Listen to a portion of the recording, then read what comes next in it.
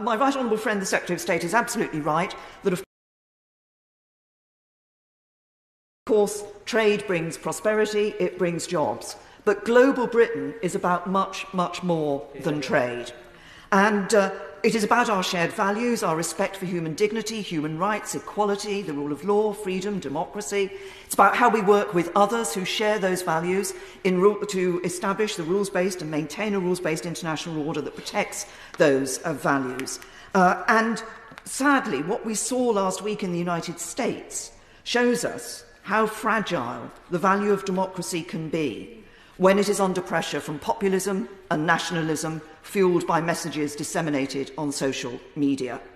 And at the current point for the United Kingdom, post-Brexit, dealing with COVID, yet to deal with the societal and economic impacts of dealing with COVID, it is absolutely imperative that we reject any push towards nationalism and isolationism, and that we recognise the importance of global Britain. Indeed, it is more important today than I think than it ever has been.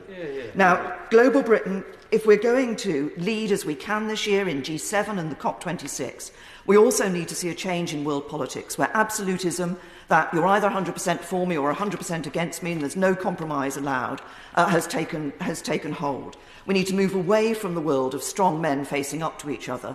We need to find more ways in which we can work with those to share our values, because those values are under threat and we need to work together to protect them. Global Britain has that position this year that enables us to do this. But in order to do it, we need to live our values ourselves. And I have to say to the government that threatening to break an international treaty shortly after signing it, that threatening to break international law and that cutting our international aid does not enhance our impact and impact of global Britain. In fact, it makes it harder for us as global Britain to get our message around the world.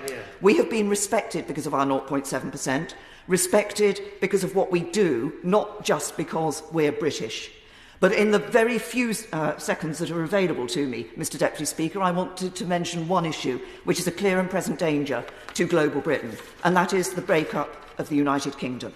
And we've talked in this chamber, we often talk about Scotland and about how important being part of the UK is to the Scottish economy. The reality is England needs the rest of the UK as well. The United Kingdom has a seat on the Security Council of the United Nations. I doubt that England would have a seat on the Security Council of the United Nations.